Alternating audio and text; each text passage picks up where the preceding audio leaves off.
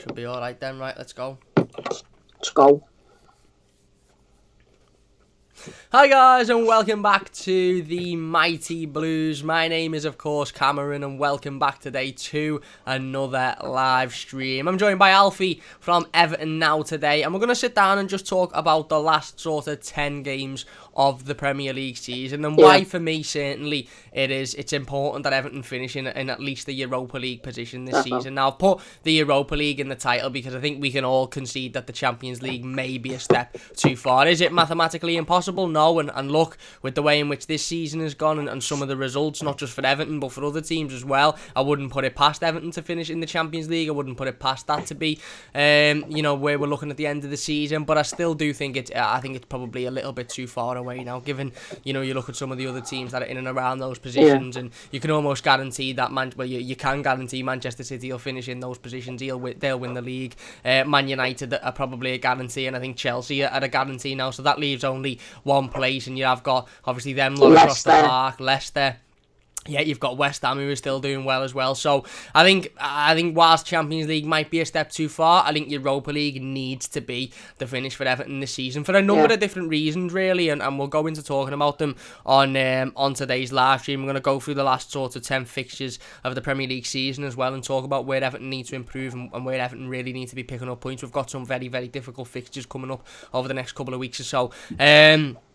And why it's vitally important for improving the squad in the summer as well, because we've got a lot of players at Everton at the moment that, let's be perfectly honest, deserve to be playing European football. The likes of James Rodriguez come in the summer, and James Rodriguez could have gone to a team playing in the Champions League. He could have gone and played in any side in Italy and played week in, week out, consistently playing in the Champions League. The likes of Richarlison, who, obviously has been consistently very, very good for 2 or 3 seasons now, and, again, deserves to be playing Champions League football. Dominic Calvert-Lewin's had a great season, so we're going to be talking about it. We're going to be talking about Europe and why Everton need to finish in a Europa League position, in my opinion. But before we get into any of that, big thanks to everybody in the live comments so far. Before we get into it, don't forget to check out the Football News 365 app. Absolutely fantastic app, keeps up to date with all your latest Everton news, fixtures, predictions, scores, all of that good stuff, basically, team news, all of that stuff. So don't forget to check out the link in the top line of the description. You can download it. It's free to download on Android, Apple, all of that good stuff.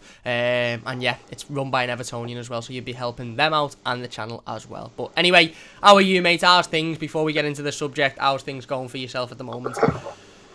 I'm sound, to be fair, but it's boring, isn't it? Yeah, it is. We haven't played for so long, it feels like, and we're not even playing on the weekend. We've got loads of fixtures, which is on a Monday night and a Friday night, which I am pissed off in a way because of how the Premier League set all the fixtures and stuff like that. But listen, we're gonna play them at the end of the day, not afford us, and hopefully we just get the 3 points and treat every game as a final, like Lucas Dean tweeted out earlier on this morning. That's it, absolutely, and I think Lucas Dean was absolutely spot on. Every game now, but between now and the end of the season is a cup final for Everton, because ultimately, it would be a real shame, and I've said this before on the channel, it would be a real shame if we didn't finish in a European position this season, if we didn't finish in at least the Europa League, because ultimately it's been a very, very good season for many reasons. We brought in the likes of James Rodriguez in the summer, who's been absolutely exceptional when he's played. I know he's had injury issues, and I know that's not ideal, but when he's been on that pitch, he's been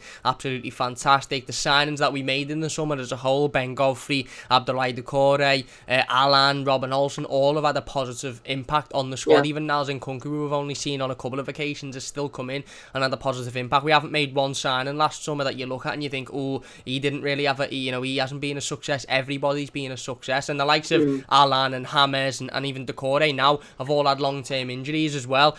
Obviously we've had the Anfield win this season, which was fantastic. We had the win against Spurs on the opening day. We hadn't beaten them for a decade. We went 7 wins out of 7. We've been in 2 cup quarter-finals this season as well, and I know ultimately we can talk about all of this and if we're sitting here in, a couple of months' time and we're talking about an Everton who have finished 10th in the league, then, we're going to be sitting here saying, for as good as the Derby win was, for as good as winning 7 on the bounce was, for as good as being in 2 cup quarter-finals, we've still ended up with no silverware at the end of the season and a mid-table finish.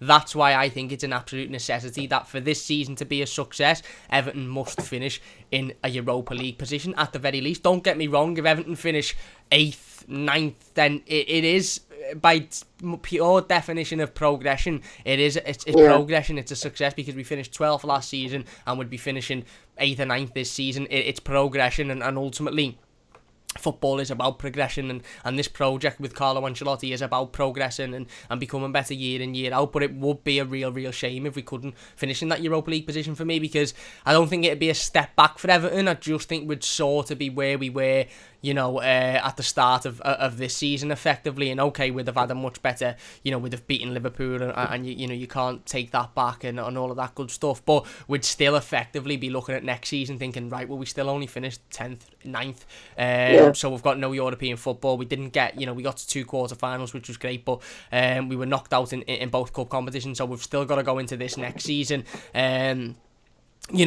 sort of, again, with the same aim of finishing in the Europa League. And I think if we can finish in the Europa League this season, then, we've still got a lot of work to do. Don't get me wrong, it's a massive summer. Jab says in the comments, we'll get in the comments, I can see Kieran, I can see Lewis, I can see Lenny, big thanks to everybody. But Jab says we don't have the team for the Europa League, and no strength in depth and no pace. Our buying for a long time has been awful. We are now stuck with midfielders that have as much life as a dead battery, and that's absolutely spot on. And I think if we get into the Europa League this season, this is the biggest summer of for Everton in a long time. I thought last summer was the biggest summer for Everton in a long time. If we finish in the Europa League this season, this upcoming summer is the biggest summer for Everton in a long time.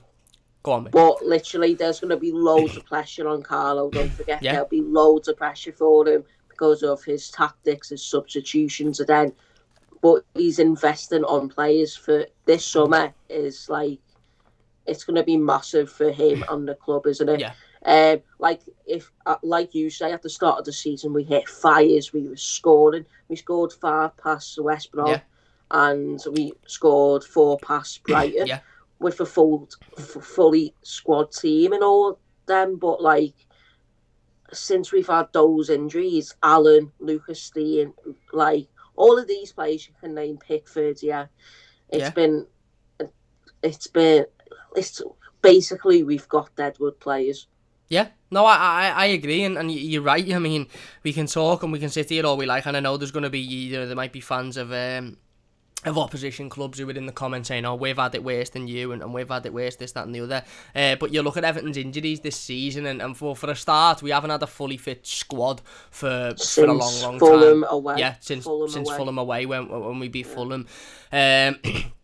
We haven't had, like I said, it's always been James Rodriguez out injured, and when James has been back, Richarlison's been out, when he's been back, Dom's had time out. Like you said, we haven't had a midfield 2 of Alan and Decore consistently since the start of the season. Alan was out for 2 or 3 months, he comes back to fitness, and just as he comes back to fitness, Abdoulaye Decore picks up an injury, which is going to see him out for 8 to 10 weeks potentially. Towards until maybe the back end of the season, last couple of games of the season. So you're absolutely spot on, and there's not even taking into consideration the fact that at the current moment we've got both of our first team goalkeepers out injured, Jordan Pickford and Robin Olsen, and I know that João Virginia stepped in and done a really good job against Manchester City, and fair play to the lad, he played well. But if you were to say to me now, Cam João Virginia plays in goal against Crystal Palace on Monday, I'm not really confident, to be honest, because he's still a young lad with a lot of growing to do. Do I think he could step in and do a job? Yes, I do, potentially, but we want our number 1 and number 2 goalkeeper back fit for these types of games. Like I said, it's the business end of the season now. It's the really important point in this season. It's sort of all or bust, if you like, and ultimately, we could sit here and talk about how brilliant the Derby win was and how fantastic the start of the season was, and it was absolutely unbelievable, and the Derby win was something that I'll remember for the rest of my life. It was brilliant, but there has to be something at the end of that. It would be a real shame if we're just sitting here at the end of the season and it's sort of just like, it was a good season for many reasons, but we still ended up only finishing 9th or 10th, and we haven't finished in the Europa League. So we'll get into looking at some of the fixtures then. We'll get into looking at the final sort of 10-11 fixtures before the end of the Premier League season, and we have got some really difficult tough games in there. No distractions now, of course, out of both the Carabao Cup and the FA Cup. So the real sole focus now is just on the Premier League and finishing as high as we can. And there's still a lot of improvements to be made. Our home form needs to improve drastically if we're going to want to finish in the Europa League this season, because that's been absolutely shocking this season. So we've got Crystal Palace on Monday night. Again, difficult game. The preview to that game, by the way, it'll be out tomorrow night. At some point we'll be doing a live stream preview to that game, so look out for that one. Crystal Palace at home on Monday night. Again, Crystal Palace aren't in the greatest run of form at the moment. They haven't had a good season by their standards. Obviously, they've had some difficult injuries themselves. I think Zaha's been out for a period of time. They've got a couple of really good young players coming through. I like the look of that. Eze, I think he looks like a top player. They signed a striker as well. Is it Matete in January, who scored his first goal a couple of weeks back? A really, really nice flick from across into the box. He looks like he looks like he could be a good little player. Then we've got Brighton the Monday after, so 2 Monday night fixtures on the bounce. Brighton away from home. As much as we can sit here and say our away form has been absolutely fantastic and there's not a worry about playing Brighton away from home, ultimately Brighton are a team that are fighting, I think, for their lives. Like Fulham, basically. Yeah, they're just going to fight on. They're fighting at the bottom end of the season, so it's we can't underestimate them at all. Absolutely. They're fighting at the bottom end of the league for their survival in the Premier League, and I think Brighton are a team that, notoriously, again, they've obviously they were promoted a few years back and they've managed to stay in the Premier League, but I think it could be a struggle for Brighton if they do go down to get back into the league in terms of winning the Championship and coming back up. So Brighton are going to be fighting for their lives, and that's going to be a really difficult fixture. You've then got Tottenham Hotspur at Goodison Park again. For as much as we can say, Tottenham are very defensive and they're not great this season. Again, the game's at Goodison. Bottle jobs. But they are, though. Like, I just want to get back into the league. Sorry to interrupt. No, it's alright, mate. With the West Ham situation, look at the West Ham. They've been really lucky with their injury crisis compared to ours. And they bottled a 3-0 lead in the first half, I think, to Arsenal. Yeah. Like, we could have been like that, but Carlo... Oh, we've been so unlucky with the injuries, and don't get me wrong, other teams have the likes of Liverpool at the back, just other teams in general, Wolves with Raul Jimenez and all this, but West Ham bottling a 3-0 lead in the first half, it's an absolute, I just can't believe they might hit Europa League, if I'm being honest, because I've seen it like in the past seasons, basically. They have one good season every 5 years, and that's facts.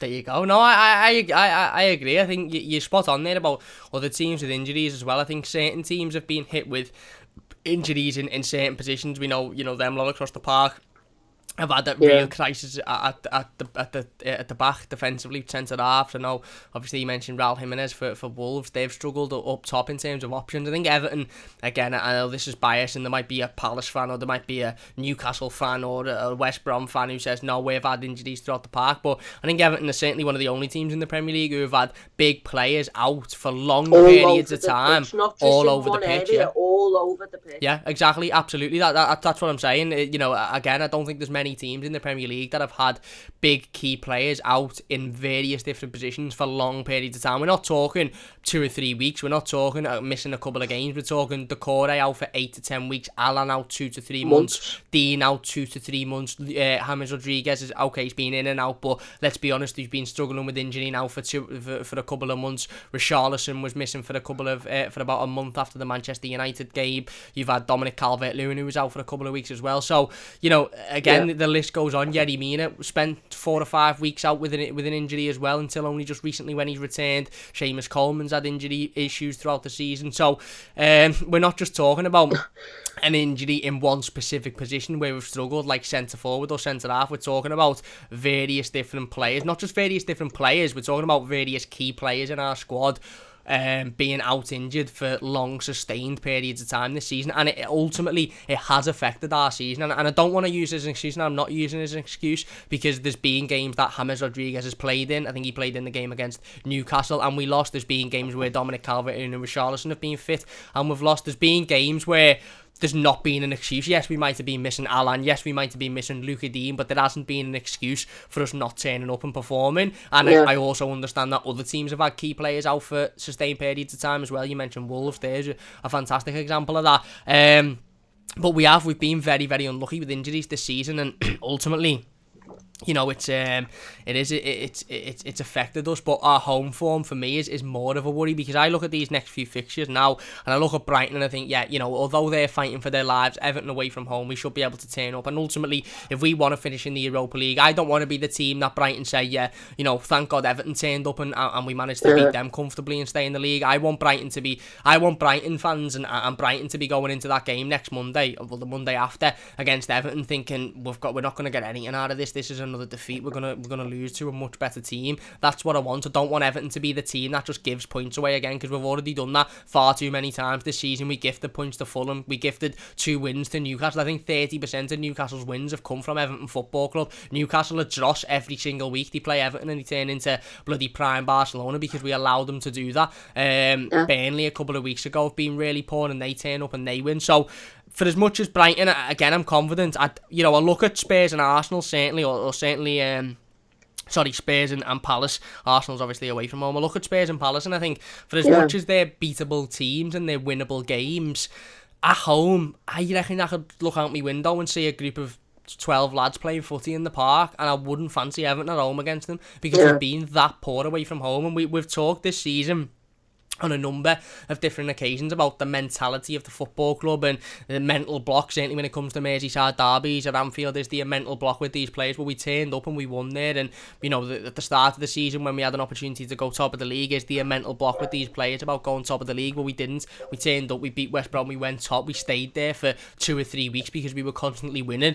I sort of do fear now that there might be a slight block in terms of playing at Goodison Park, because these players know how poor we've been at Goodison Park this season, and I also think that having those 2 games against Chelsea and Arsenal in December in front of 2,000 fans, I think the players sort of got used to that then. They got used to that support. They got used to those fans at Goodison Park screaming and riling on the team. And then all of a sudden, when it went again, because obviously the restrictions changed, we just fell to bits. You know, I think Southampton are the only team we've beat at Goodison since then. And they were a really, really bad Southampton team, and we barely beat them. You know, we beat them through a Richarlison goal and a fantastic Jordan Pickford save towards the end of the game. So, we'll go through the fixtures and then we can talk about them a little bit individually and as a whole. But you've got Palace at home Monday night, you've got Brighton away the Monday after, you've got Spurs at home following Friday. Don't know why we're playing on Friday. It's an absolute nonsense. It's an absolute nonsense, mate. There's no need. I mean, you look at some of the fixtures we've got, and you've got Monday, Friday. So we've got Palace, Brighton, Spurs, Arsenal, so both North London teams within the space of a week. We don't even know when we're going to face Villa away. We're going to play them on Monday night, most probably somewhere down the line. Will play. I bet you we'll play them midweek. We'll play them on a Wednesday or something in between 2 ridiculous games. So we've got Spurs, Arsenal, so Palace, Brighton, Spurs, Arsenal, Villa at home, West Ham away, which is another difficult game, by the way, because again they've been very, very good this season, other than the last, obviously the game against Arsenal. You've got Sheffield United at home, who at this point may not have been relegated, but they'll certainly probably still be fighting. And let's be honest, Bournemouth were relegated last season on the final day and still turned up at Goodison and beat us 3-1. Then you've got Wolves. Then you've got Wolves at home, and then the final game of the season against City away.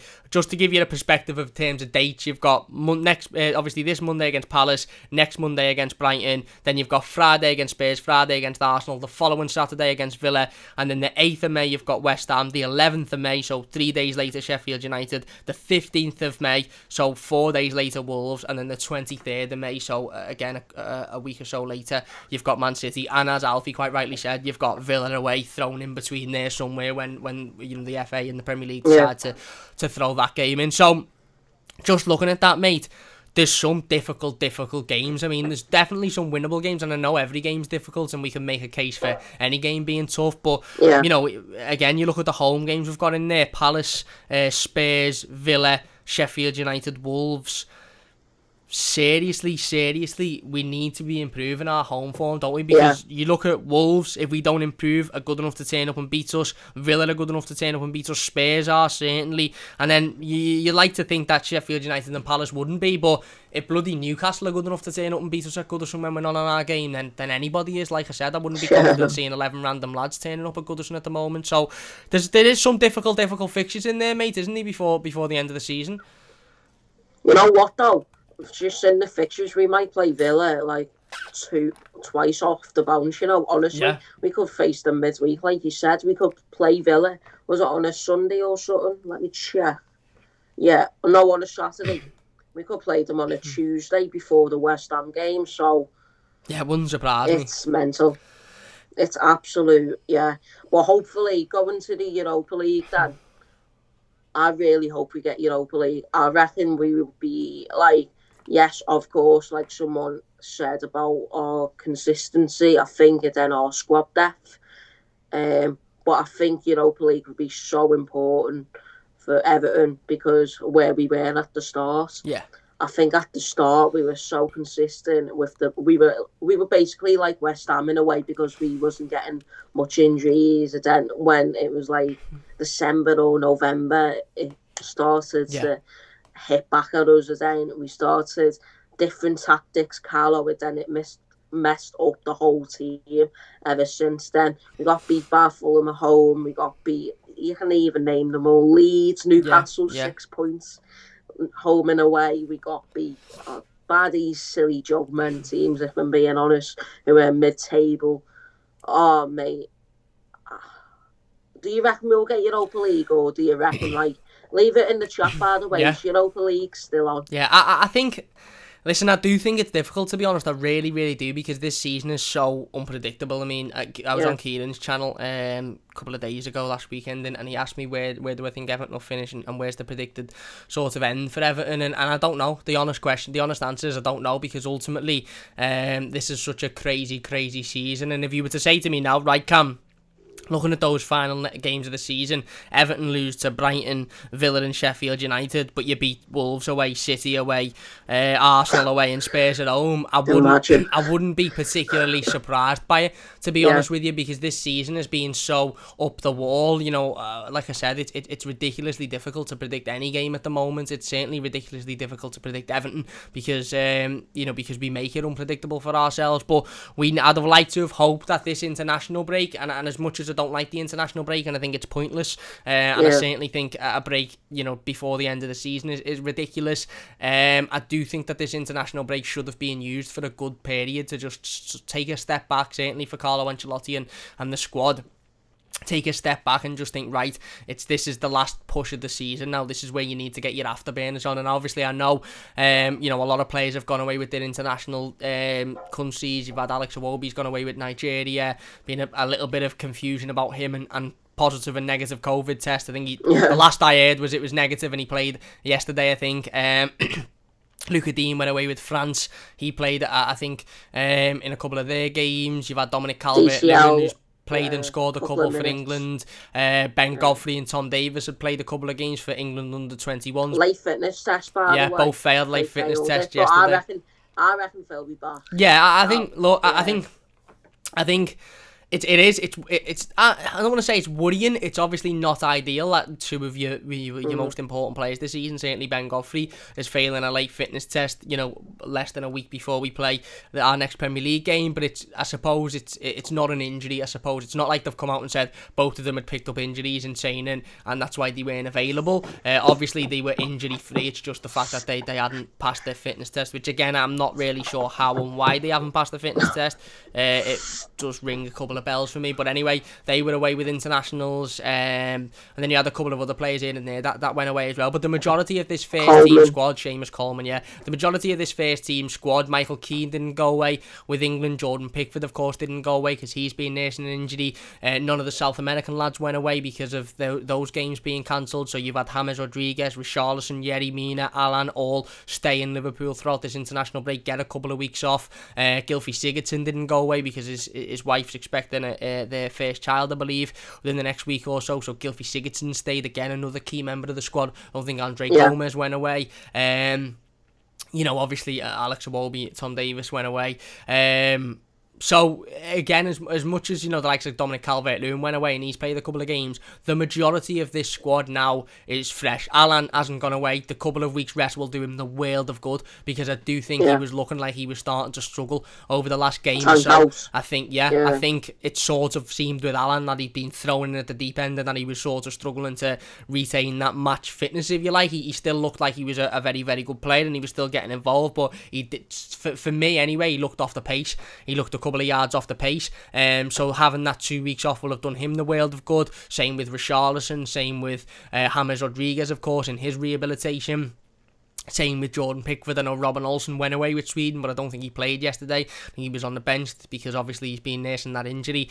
Like I said, Michael Keane, Yerry Mina. The majority of that first team squad that are going to be in that in this Everton team. I think you just hit the nail on the head. Our starting 11. Yeah, the majority of it have stayed at home, and certainly, those players that arguably we're going to call upon. I know Ben Godfrey and Luca Dean and Dominic Calvert-Lewin, who were three absolutely key players in this Everton team, but all went away. But you look at Alan. I mean, Alan, if we can get Alan back to the 100% match fitness, he could be vital between now and the end of the season. He could be absolutely vital in games like Palace at home, Spurs at home, Arsenal away, West Ham away. Having a player like Alan in there, at 100%, who's match fit, who's able to step in and do the job that we know he can do, is going to be vital for us. James Rodriguez, you cannot underestimate the importance of having a player with the quality of James Rodriguez fit and ready to start games of football for Everton Football Club. He's our only creative player, by the way. Can you name anyone else now? Well, I suppose sort of... Except Sigurdsson, but I suppose Sigurdsson fits in that bracket, but I think there's a difference. There's a clear quality difference between Sigurdsson and James. But no, exactly, James Rodriguez, obviously, he did an interview with Colombian media last week, I think, and said that he wants and he expects to be fit for the game against Palace. Richarlison, it'll do him the world of good to have had a couple of weeks off, and Yerry Mina and Michael Keane as well. So there's a lot of those players there that, again, have had a rest now and should have been in Finch Farm and should be in and around Finch Farm at the moment, getting themselves ready for a big push. Because you look at the games in which we've got a week between the Palace and Brighton game, and then a week between the Spurs and Arsenal game, but then you've got Villa on the following Saturday, a week after Arsenal, and then from then you've got Villa, you've got West Ham on the 8th, then 3 days later Sheffield United, then 3 or 4 days later Wolves, then a week later City. You've also got Villa away that's going to be after put in there. So it's an absolute... There's not going to be a lot of time to rest. So in a strange sort of way, and I don't like the internationals, and I've watched maybe half an hour of footy over the last couple of weeks or so because I watched Dominic Calvert-Lewin for England. I had no interest in any other game, no interest whatsoever. So it's horrible because I just don't think the internationals are needed at the moment, certainly with what's going on in the world. But for Everton in itself, it's good that hopefully, like I said, hopefully the Ben Godfrey and Tom Davies stuff isn't too serious, and it is just failed fitness tests, and they're not picking up any injuries. And for the majority of everybody else, Seamus Coleman is going to come back, and I think he's the only player that will have come out of this international break worse, because he's played 3 games for Ireland, and there's not a chance he's now going to be able to play on Monday night for Everton. But like I said, the likes of your South American players, your Richarlison, your James, your Yerry Mina, Michael Keane, Jordan Pickford, Richarlison all stayed. I don't think Holgate did go. No, I think he stayed with Everton as well. So the majority of that squad, barring a couple of players, will have stayed in Liverpool and stayed in Finch Farm, and have had, let's be honest, a couple of weeks off. Yes, they'll have been in training and they'll have been doing some bits and bobs, but they'll have had a couple of weeks off and light training, ready to go ahead now between now and the end of the season. Because like you've just said there, mate, I think the thing with this season, and Phil's in the comments, and we will get in the comments in a moment. By the way, if you're enjoying this stream, please do hit that like button. It only takes a second. If you're new to the channel, don't forget to subscribe. Don't forget to subscribe to Everton now as well. Check out Alfie in the description down below. But as Phil said, to be honest, I'm not that bothered about this season. Next season, it's absolutely vital that we make Champions League. Mr. Machedi and Mr. Usmanov are very clear about that. Push the nuclear button up the Toffees. Well, I think this season is, again, like we've said, it's been very much up and down. It's been very much sort of, again, like I said, a roller coaster of emotions, if you like, for everybody this season. Usually it's just a roller coaster of emotions for Everton, but for everybody, barring maybe Manchester City, this season has been a massive roller coaster.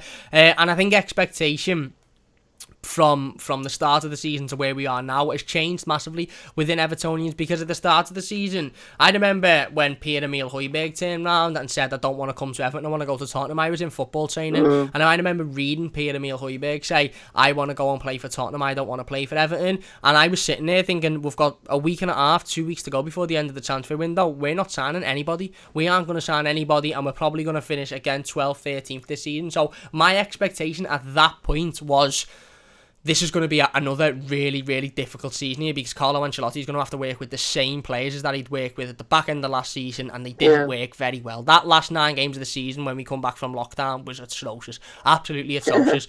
Okay, me expectation changed a little bit when we signed Decore and Alan and James and stuff. I thought, right, you know what? This may be... we may have a relatively decent season here. We'll be able to have some progression. We'll be able to improve. We then went 7 wins on the bounce at the start of the season. We beat Tottenham on the opening day. And I think everybody's expectation went, you know what, why can't we be in a fight for the league? We then obviously had a bad run of form, and the expectation top 4 was... hopes, just all of this, but, like, where's Liverpool going to finish? Where's Tottenham going to finish? Arsenal. Who's going to be top 6 contenders? Exactly. I reckon it'll be out of Liverpool and Everton, personally. I don't think Tottenham will finish top 6. I reckon they'll finish 8th or... I don't know. Arsenal looking well better than Tottenham at the minute. I reckon Arsenal maybe creep back up, but not like a competition side like a Europa League. I reckon they'll finish like 9th or something. It's going to be interesting because you never know with Everton. We're far too inconsistent, like you said. Yeah, exactly. And we were in the start of March, a month ago, and we were in a fight for the Champions League before we played Chelsea. We'd beaten Liverpool at Anfield, which was a brilliant win. Again, one that no matter what happens at the end of the season, one that we'll be talking about for years and years to come. We beat West Brom again after that. We beat Southampton after that. And we come into the Chelsea game thinking if we can just get a point out of this, then that's a fantastic result. If we'd have beaten Chelsea, we'd have gone into the top 4 with Burnley being our next Premier League game.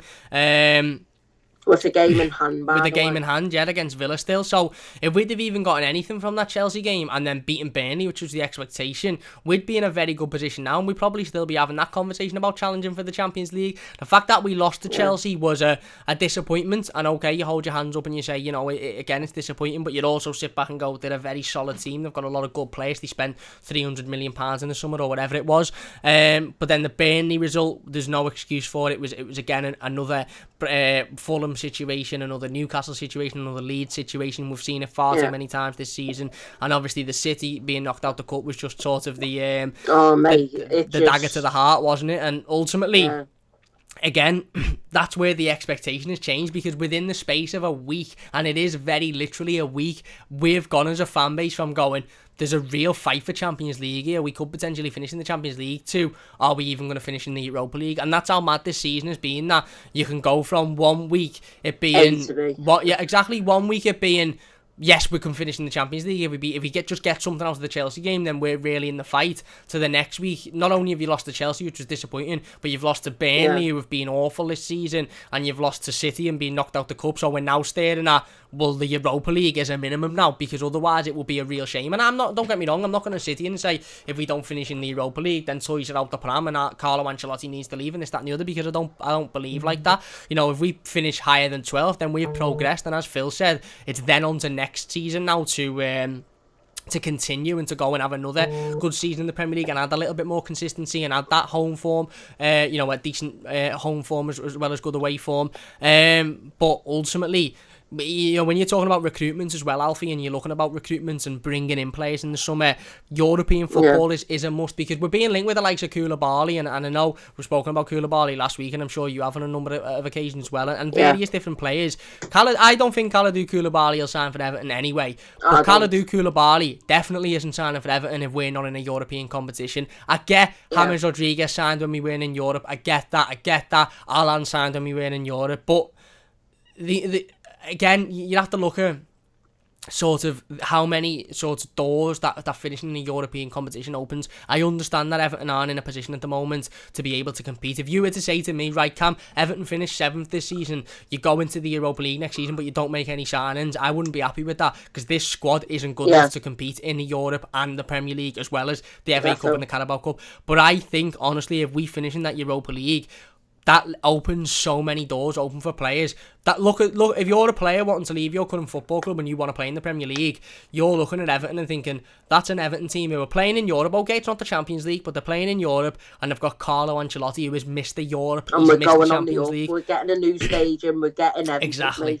Exactly. It's the progression of the football club, and don't get me wrong, finishing 9th would still be progression. Of course it would, by the mere fact that we finished 12th last season, but it would, for me, be another sort of stopgap season of, a lot's happened, but nothing really's happened at the end of it. If we finish in that Europa League spot next season, then not only are you looking at finishing in the Europa League, so obviously it's an improvement, but you're then looking at how many players are going to want to come and play for Everton under Carlo Ancelotti playing in Europe. We've got the stadium on the horizon, obviously, in the next couple of years, as Alfie said. We've got a core of good players, but we need to improve massively. We need to improve this squad, and that's ultimately the important thing, Alfie, isn't it? Because, like I said, we need to improve this squad, no doubt. And if we're going to want to improve this squad to become a European competing team, then we need players that are wanting to play in. We need players that are good enough to play in Europe, and those players are going to want to move to teams that are playing in Europe. So ultimately, it's vital. I've just seen then, I just wanted to see how many points we were on last season. We were on 49 points last season, and we're on 46. So if we win against Palace, what's Palace? Yeah, on the what day is it on? Monday night. Yeah. Monday night. Yeah.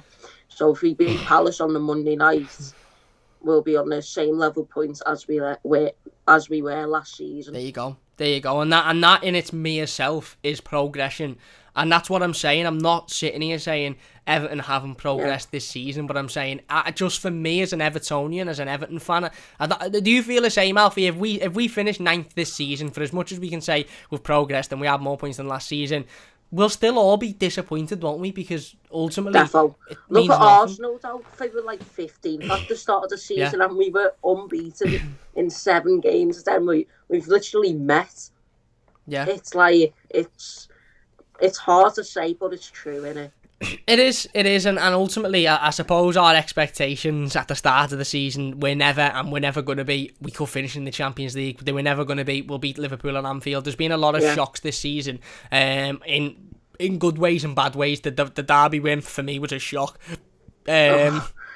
It was amazing, but it was a shock. The Tottenham win at the start of the season was a shock. The defeat to Newcastle at home was a shock. I didn't think we could lose twice to Newcastle in a single season, certainly when they've been so bad.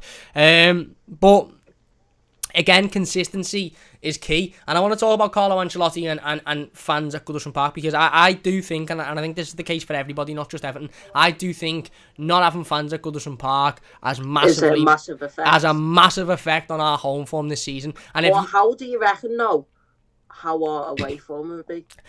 That's the question. That's the conundrum I'm in, because my honest opinion, and this is why I'm excited about the future of Everton Football Club, certainly the future with fans in stadiums, not only because I can't wait to get back to Goodison, and Alfie can't wait, and we all can't wait to go back to Goodison, but it's because I think Carlo Ancelotti is the master at setting teams up away from home. I think Carlo Ancelotti has got Everton spot on away this season, absolutely spot on, because what Everton have done this season is away from home, certainly, is set up to ultimately frustrate teams. If you see last season, though, we were 2-0 down against Watford. We won 3-2. Turned up and won, we beat Newcastle 2-1 away, and also I can't wait. Yeah, no, spot on. And like I said, it's more, I think Carlo Ancelotti is spot on when he's setting teams up away from home, certainly this Everton team, because he understands that we mightn't always be good enough to go step to step with whoever we're coming up against. So you have to change the formation, you have to change the style. He done it against Liverpool. Jamie Carragher done a piece on Sky Sports praising Carlo Ancelotti so much, saying if he wasn't the manager, you wouldn't have won that game, because he set up perfectly, and he does. He sets up brilliantly away from home. When Everton are with our backs against the wall against teams that have a lot of possession and have got a lot of quality, we do really, really well, because we defend really well. We're very solid, and then we hit those teams on the break, and we take our chances. I think up until maybe last week, we were the most clinical team in the Premier League in terms of chances created and converted. It's the home games against the bad teams that we're expected to be the side that turns up and has all of the ball and creates all the opportunities. And it's frustrating because at the start of the season, we were that team. We beat West Brom comfortably at home by turning up and controlling the ball and getting forward. We beat Brighton doing the same thing. We beat West Ham in the cup, turning up and just absolutely battered them because we were a better team than them. And if you fast forward now, and we can't seem to do that now, yet we can play really well against the teams away from home when we don't have as much of the ball, but we can't seem to perform at home like we were at the start of the season. When we've got the ball, yeah. Look at how big the Chelsea and Arsenal result was at Goodison this season. 2,000 fans in the stadium, and it sounded I wasn't lucky enough to get a ticket, but it sounded on the television like there was 20,000 fans in the stadium, and those players reacted to that, and every single player that had an interview after those 2 games said the fans have been a massive part of that day. The fans have turned up and the fans have been the extra man. Just imagine how good Everton are going to be with 40,000. Look, don't get me wrong, I'm not saying we wouldn't have won every game we've played this season if fans had been at Goodison. We probably would have still lost a certain amount of those games that we've lost, but we certainly wouldn't have lost as many as we have against the teams that we have if you'd have had 40,000 fans at Goodison, mate. Do you sort of agree? Or to be fair, I totally agree what you're saying there, but I just hope, I think it's around 10,000 we're allowed at the end of the season if it happens. Hopefully, me and Cam will get, and everyone on the stream, hopefully everyone will get tickets for the game. And we're against Wolves at home for our last home game. So 15th. That's another team. That's a prime example, isn't it? So yeah, absolutely. And ultimately, you're right, and having those fans in the stadium is going to have a massive impact. And I suppose I get where you're coming from. I can sit here and say Carlo Ancelotti's brilliant away from home, and once we have fans at home, we'll be brilliant. But every other team are probably saying once we have fans at home, we'll be brilliant. So it works. Yeah. It works for everybody, and ultimately it'll be really, really interesting to see how Everton perform away when other teams have got fans in stadiums. If we have as good of an away record, because let's be honest, we've had an amazing away record this season. It's been better than any season I can ever remember. Yeah. We've arguably had one of the worst home records in a long time, but we've had the best away record I can remember in a long time, and it will be interesting when fans come back into stadiums to see how that affects us. If you're enjoying, by the way, so far, please do hit that like button. If you're new to the channel, don't forget to subscribe. We will get in the comments in just a second. Before we get into the comments, Alfie, in terms of improvements, players, mate, we need to improve this. If we finish in the Europa League this season, this squad needs vitally improving. Because I've said it before and I'll say it again, I don't want to sit here and say at the start of next season, right, Everton are going to have to make a sacrifice. We either perform really well in the Europa League and struggle in the Premier League, or we perform really well in the Premier League and struggle in the Europa League. Because ultimately, that is basically like saying, for me, that's basically saying, well, if we want to perform well in the Premier League and potentially finish in the top 4, then we may as well not have had Europe. Because if we're going to do what we done under Ronald Koeman and go out in the group stage, what's the point? What's the point in turning up? You may as well not have it. You may as well say... And nearly got us relegated as an all, which was an absolute shambles. Exactly. So you may as well say, I don't want it. If Everton finish in a Europa League position this season, I want Carlo Ancelotti and Marcel Brands to go into this summer and recruit the players and recruit the personnel, so that we're all sitting here at the start of next season and saying, right, this isn't just an Everton team that are going to be good in one competition and probably struggle in another. This is an Everton team that can compete in 3, and I mean 3 of the 4 competitions we're playing in. The Europa League, the Premier League, the Carabao Cup and the FA Cup. If you were to say, right, Everton bring in 5 or 6 signings and you compete in 3 out of 4 of those competitions, I'd say, you know what, I'll take that. I don't expect us to get in the final of the FA Cup, Carabao Cup, Europa League and finish in the top 6 in the Premier League. As long as we fight. Exactly. I don't expect that. Give 100% from whoever's playing. Spot on, exactly. And these players, there have been games where I've questioned the players' mentality and the players sort of want to be on that pitch. Players have had interviews. I think Alex Iwobi had an interview after maybe the Leeds game saying they just become complacent. You can't afford to become complacent. You cannot afford to become complacent. So I want Everton to go into next season. If we don't finish in the Europa League, then we recruit again, like we did last season, and that aim is to finish in that competition. It wouldn't be a massive effect on us, if I'm being honest, because we could focus on our new season next season. Hopefully, we'll have fans back for that and all. Hopefully, we don't have another lockdown and stuff like that. But next season, very vital, isn't it? Yeah, absolutely. Ancelotti is going to spend big. I think he's going to spend like £100 million pounds on world-class players, and all of this I've been hearing about around the club. But next season, hopefully, we get Champions League and we get to witness it at Goodison Park, and hopefully for the trophy. I said this before the City game. I did not want to wait for another year without a trophy going to happen. But we have to wait.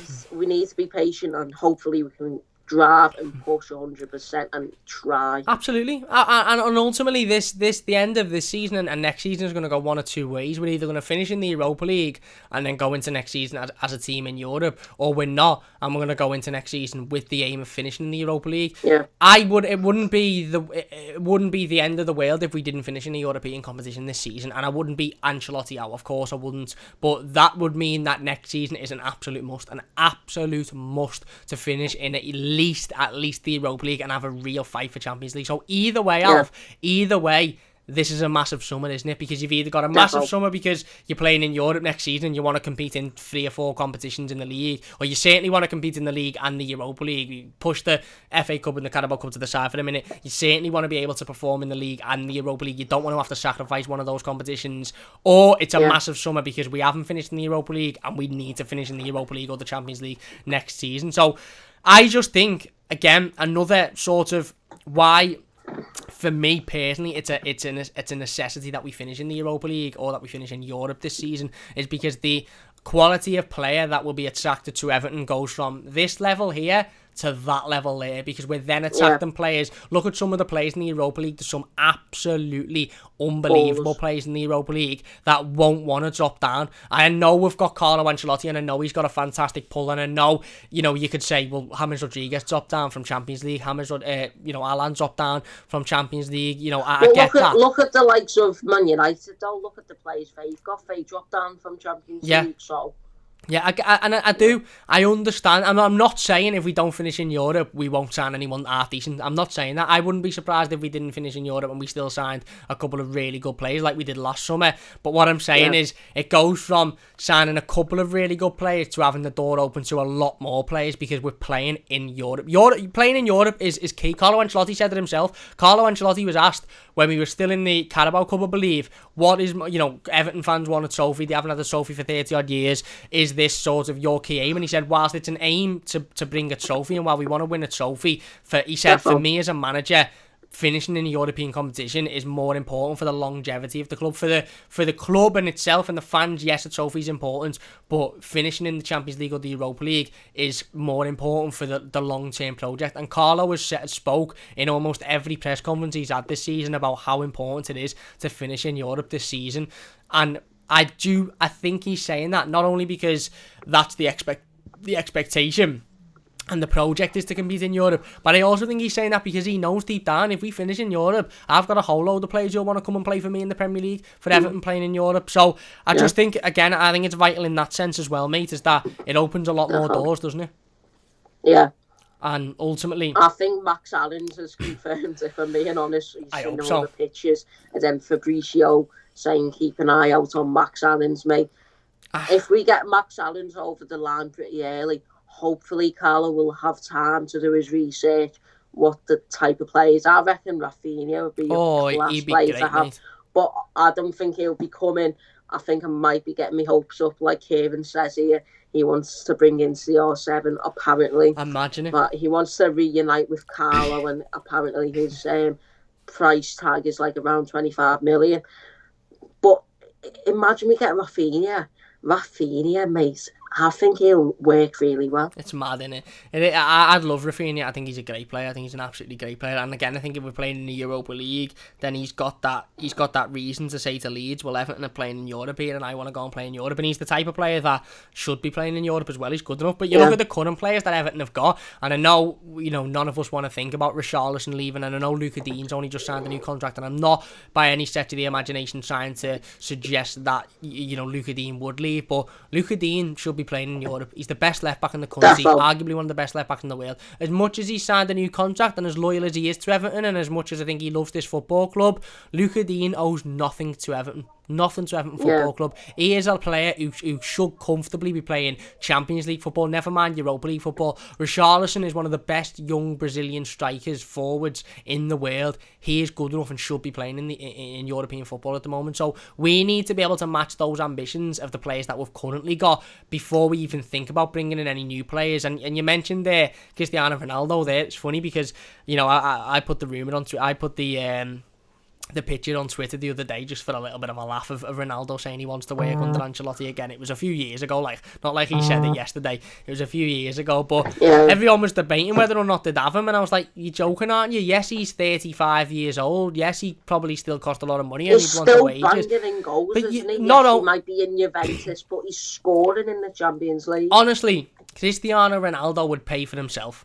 And I say that in terms, and I know I'd love to have Tom on the channel because I know Tom would absolutely. I think anyway, Tom wouldn't be very happy with that signing because obviously of money and monetary and stuff. But maybe he would. But for me personally, Cristiano Ronaldo would pay for himself in shirt sales. And you think James Rodriguez was a big pull in terms like of James, yes, in Colombia and America and all that, yeah. Well, we think, and James Rodriguez was, 50 million followers and the shirt sales and obviously the interest from the Colombian fans and stuff like that. And he was a brilliant signing commercially. Cristiano Ronaldo would be James, but on another level. He's arguably the biggest athlete on the planet. Ronaldo has got the highest social media followers in the world, I think. Of any athlete. He's a proper celebrity. And not only that, if we were just bringing him in for that, I'd say, right, I understand he's just coming in to be, a figurehead, blah, blah, blah. This fella scored 25 goals in 25 games or something for Juventus this season. He's still scoring consistently. Look, Kieran started the conversation now because it's not going to happen. But I just to talk about that for a second, I'd absolutely have him if it was, because I still think he's got a lot to offer. Anyway, let's get into the comments then. Big thanks to everybody for watching live. If you are enjoying it, please do hit that like button. Don't forget to subscribe, share the stream. Let's try and get as many people involved as we can.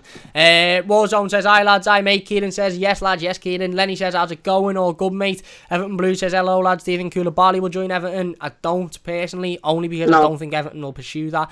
He's 30 and all, isn't he? 29 at the moment. I think I said this in his birthday's in June. Yeah. Oh, is it? Yeah. So, 30 this year. I said this on, I think, one of the streams last week when we talked about Koulibaly. I said, ultimately, before Everton really need a Koulibaly, he'll be probably 32, 33 years old because we need to improve other areas on the pitch. But listen, if we get Koulibaly, we'll probably have to sell Yeri or Michael One of Mina and Keane will leave if we sign Koulibaly. One of them two will leave ultimately, because we can't have 3 £30+ million centre halves. And then we've got Branthwaite and all. Godfrey, who's impressing. Godfrey, Holgate at right back. I really want Holgate to go, if I'm being honest, and Andre. I reckon them funds will really mean a world to Everton for the summer, especially the people on loan like John Joe Kenny, Moise Keane. Shank Tosson and all of these players. Yeah, Moise Keane as well. Yeah. Sale of Moise Keane could bring in a lot of money. For 50 million and PSG are willing, or Juventus, we've probably made like, say, 20 million. Yeah, well, the thing is with Moise Keane is the ball's in our court, isn't it? So it's happy days, isn't it? So, yeah, absolutely. Yeah. Well, the ball's in our court with Moise Keane because ultimately he's doing really, really well. He's still very, very young and he's playing Champions League quarter-finals for one of the biggest teams in Europe and the biggest team in France. Ball's in Everton's court. If PSG want to come and laugh at us and say, we'll give you 20 million, then see you later, mate. Don't bother phoning back. We'll sell him to somebody else for a lot more. Juventus are desperate to have him back, according to all of the rumours I've read. Juventus want him back to be the figurehead of their forward line, for the next few seasons or so. There's a couple of teams that are interested in him, so ball's in our court. And if Everton can initiate a bidding war, if you like, between Juventus and PSG, then brilliant, because the funds that we get from Moise Keane, certainly if he doesn't want to come back to Everton, could be brilliant and really, really good for us this summer. Can I just go back to Ronaldo for a second? Yeah. Because I was on Kieran's stream, mate, already talking about you Ronaldo to Everton and all. Clip this. Clip it. But shout out to Kieran, by the way, because I think he was having like a fan debate or something like that anyway. Where would Ronaldo want to join in the Premier League? Would he rather want to go to Everton, who are on the upwards, or would he want to go back to his former club, Man United? It was very interesting, if I'm being honest. I think if you were to ask me now, Cristiano Ronaldo will join for either Everton or Man United. I think it'd be Man United, to be honest. If I'm being perfectly honest, I do. Look, Cristiano Ronaldo has always expressed a want to play for Everton. For Everton. I want to play under Carlo Ancelotti again. He said that openly himself. I've got Carlo Ancelotti's book, and there's a massive paragraph from Cristiano Ronaldo about how much he likes Carlo Ancelotti. But I don't think he's got that type of relationship with him where he would sacrifice everything else just for Carlo Ancelotti. James Rodriguez had that relationship where he was willing to sacrifice European football. He was willing to sacrifice playing in the Champions League because he wanted to play under Carlo. I don't think Cristiano Ronaldo has that. I think if Cristiano Ronaldo was linked to, I think if Carlo Ancelotti was managing PSG again or was managing Man United and Cristiano Ronaldo was linked, then yeah, it'd be the perfect move for him, if you like. But I don't think he would sacrifice everything just for Carlo Ancelotti. Ultimately, Cristiano Ronaldo is the biggest sporting star, biggest athlete in the world. Wherever he goes, he'll be playing in the Champions League, and so he should be. I think he's the highest goal scorer in the Champions League of all time. So until Everton are even there, he won't be joining Everton, and it'll probably be another 2 or 3 seasons before Everton are there. Though, yeah, I do. Everything what you say about Ronaldo was perfectly spot on, and I think Arsenal, I know they've won trophies in the past, and we're banter FC to them and all them lot. But like Arsenal, they probably need some players like us. They're fighting for these type of positions where we want to be fighting. So they're in the same perspective in the summer as well. Yeah, absolutely.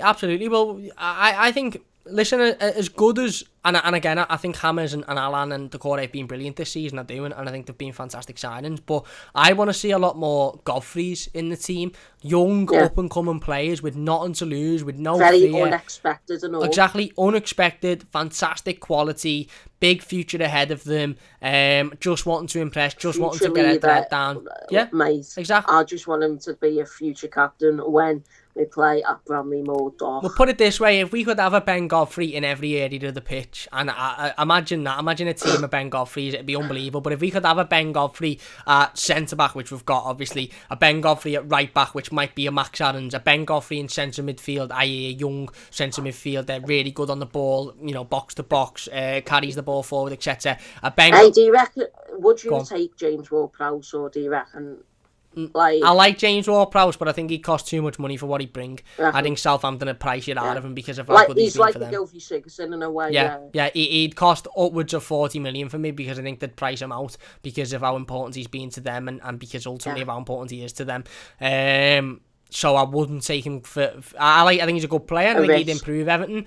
But I wouldn't take him for pure the fact that you'd overpay for him. And I think there's better out there. There's younger out there as well.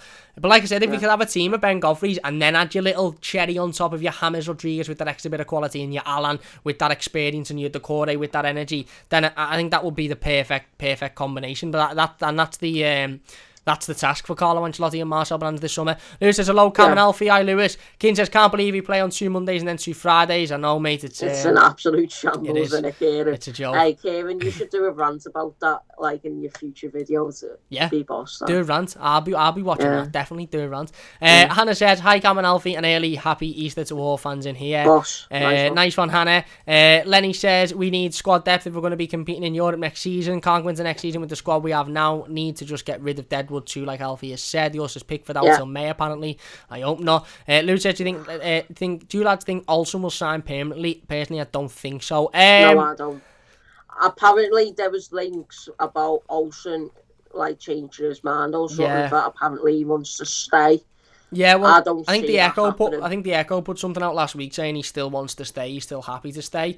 I don't know, if I'm being honest. I think, look, taking away what's happened to Robin Olsen in his personal life and with his home and stuff, I think on the pure footballing element of it, I think if Robin Olsen was offered a contract at a team where he was going to play week in, week out, no questions answered, and he were a good European, historic team, aka maybe a Valencia, I think he'd more than likely take that over ultimately second spot at Everton. Yeah. What do you think about that one, mate? Do you agree? I agree. I reckon he'll, like Andre Gomez, I reckon he'll go to like a La Liga side, if I'm being honest. Would you take up Donnarumma? Right, so Fabrizio, did you see what he tweeted out before? Because I shared it with Kieran the other day. I don't know, to be honest. I don't think I have. So, basically, Fabrizio tweeted something about Donnarumma from the day before, so that would have been on a Tuesday. So basically, what he put on a Tuesday, he says there's still no agreements for Donnarumma to sign a new contract at AC Milan. His contract is about to expire in 2 months, but the board is still confident and in talks of solutions for him to sign a new contract at AC Milan, whilst links away from Chelsea and ETC. The goalkeeper situation's a mad one for me because I really would like to give Jordan Pickford another opportunity. Certainly, given the fact that I think since the Merseyside derby win, Jordan's been very good. I don't think he's put a foot wrong. And at home. And at home, yeah. That vital save. Yeah, I think he's been. Great.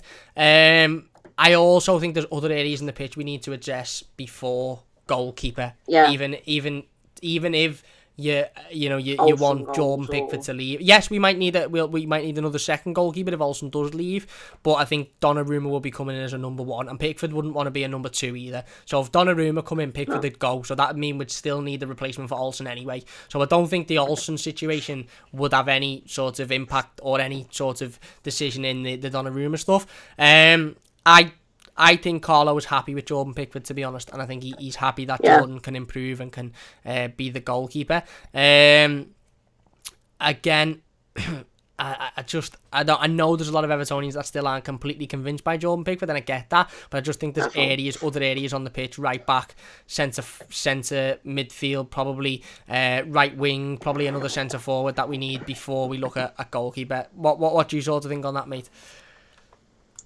You say in the summer I wanted Everton to sign a Gazzaniga. Yeah. I think he would have been so...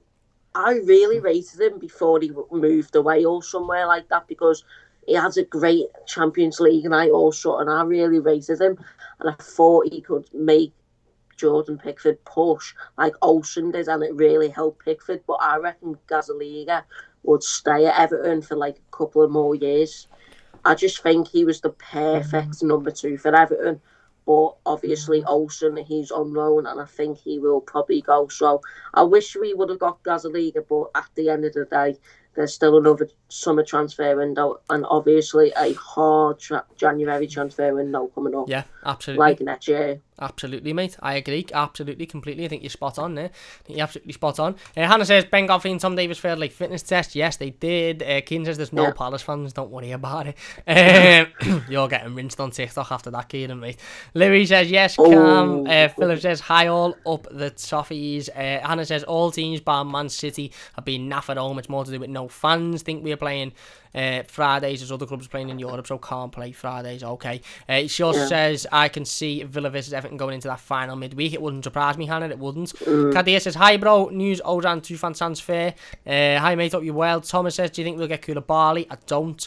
Lenny says, I think we will get some sort of Europe, whether it's Conference League or the Europa League. Philip says, I'm expecting Europa League. Hopefully some of our players realise it's shit or bust career-wise. I don't want that Conference League. Luke asks what it is, and I think Phil says it's a money-making scam. Philip says, to be honest, I'm not that bothered. We read that one out. Hannah says, oh yeah, the Conference League, if we finish 7th and one of the top 6 win the Cup, I think. I don't even know what it is, to be honest with you, but I don't want it. I don't. I think it's the Audi Cup or something like that, what Tottenham won. So. Oh, I don't know.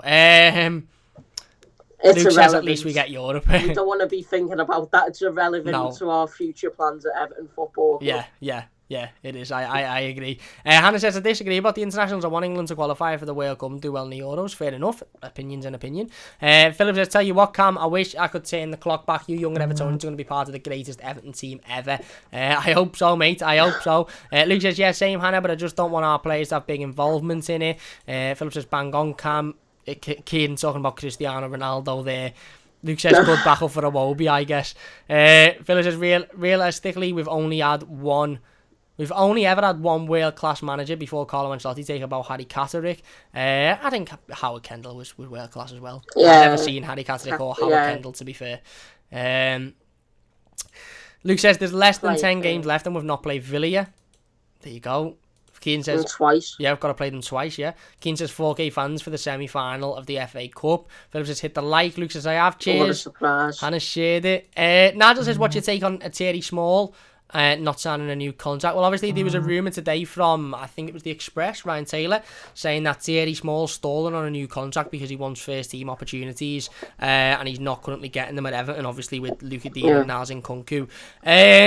Look, I think it'd be a real shame if Thierry Small left Everton. I do, because I think he's a really, really good young player, and he has been likened to the best of his age in that position. But ultimately, I suppose he's not getting in the first team ahead of Luka Dean. He's probably not getting in over Naz Nkunku, and then that's not even taking into consideration Ben Godfrey being a fantastic backup left back either. So, do you sort of think with the Thierry Small situation, mate, it's one of them where it's like, you know, hopefully we can, you know, sit them down and say, look, this is your career progress. You're going to go out on loan next couple of seasons. You'll be getting involved a lot more in cup competitions.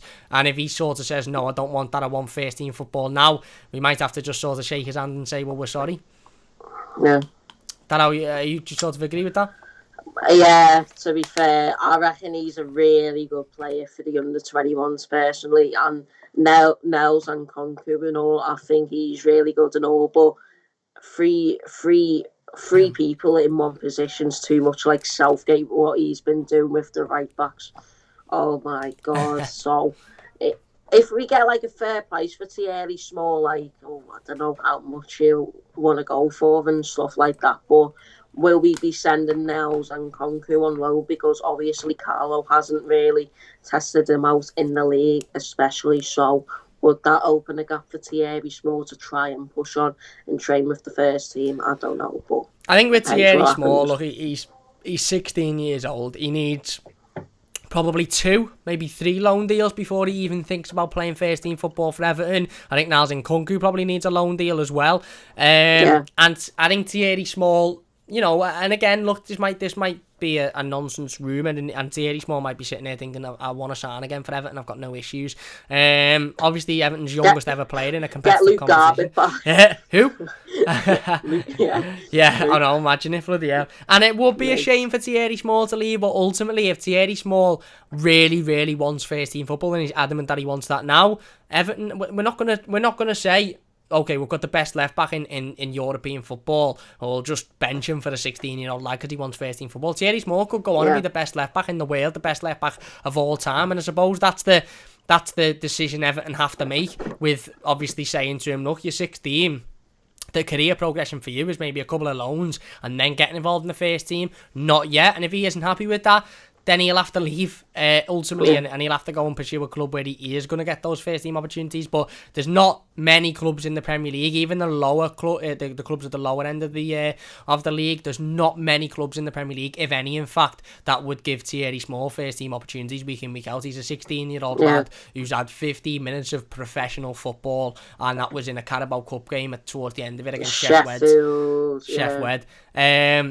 So ultimately, again, I think it would be disappointing to see him go, but I wouldn't blame sort of the club, if you like, because, you know, again, his progression, I understand that. Thierry Small needs a loan, and he needs to go on loan this summer if he stays at the football club. Definitely. Yeah, 100%, 100%. What about Onyango then? Because obviously there's loads of positions in midfield. You've got the likes of Alan Decore, who are defo first team.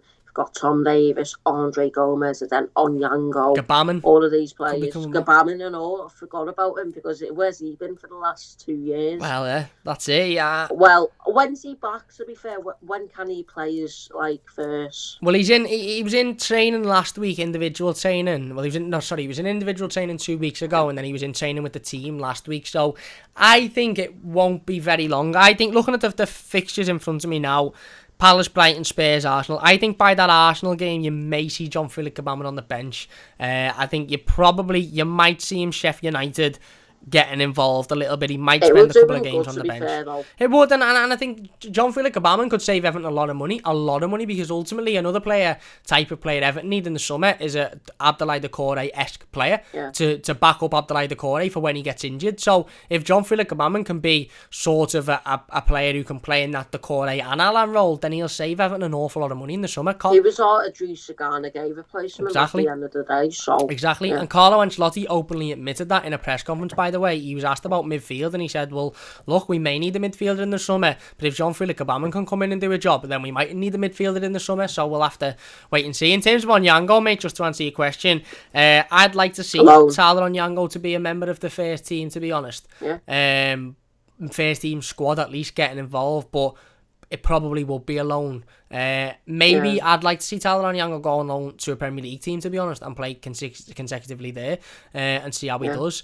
But again, these are in terms of your Onyangos, your Gordons, your Sims, your Thierry Small, your Nkunku, your Nathan Broadhead. Jesus, we're going to have a bench like them, like when we played against City, aren't we? We're going to have a bench like that. Well, it's a big time in their career. And it's a big decision the club have to make on all of those players as to what their future is and what their development plan is. And again, that's a job for Marcel Brands and David Unsworth and the rest of the academy staff, I suppose, isn't it? Yeah.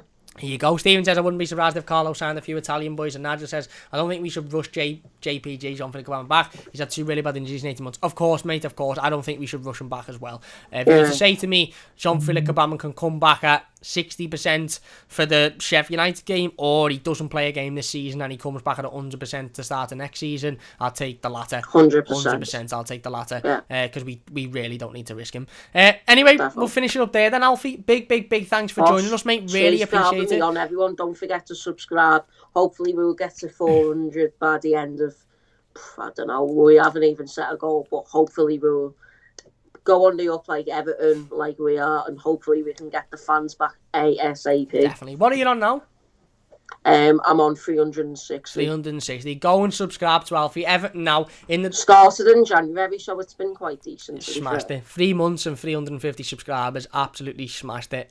Look, go and check out Alfie Everton now in the description down below. Absolutely fantastic Everton YouTube channel. Do news videos, previews, reviews, reactions, watch-alongs, all of that good stuff. So don't forget to go down there, subscribe, give Alfie a like, follow him on all their social medias as well. By the way, there will not be no watch-along when Everton play when we get back to the ground. Yeah. So there will not be any watch-alongs from my point of view, but everything else you're spot on. There you go. Don't forget to subscribe to Alfie. Like I said, the first line of the description's the Football News 365 app. Below that is Everton now, so go and check them out. If you've enjoyed this stream, please do hit that like button. Massive thanks for watching. Really do appreciate all of the support. Massive thanks to everybody for getting involved in the live comments as well. Really appreciate it. If you could share the stream, it would mean a great deal to us.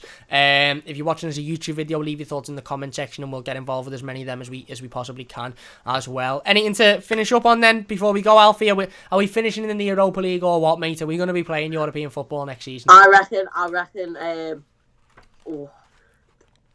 like the priority is obviously to finish in Europa League, and it depends where Liverpool finish because they've just beaten Wolves, haven't they? So it depends, because once Liverpool take off at like up here, when Everton take off, it's more like a snake, isn't it? So hopefully we'll find our form back, and Carlo has had a good research and hopefully done his tactics right for the games upcoming, but up the Toffees, nothing less than that. That's it. Absolutely, mate. I think you're spot on there. Stephen says, cheers, boys. Cheers, mate. Luke says, Gbamin's been bossing my career, man. Can't lie. He is good on FIFA. Luke says, bye, lads. And Keane says, great team, lads. Thank you very much. Big thanks for watching. If you've enjoyed the stream, please do leave a like. Don't forget to subscribe if you're new as well. If you're watching as a YouTube video, leave your comments in the comment section down below.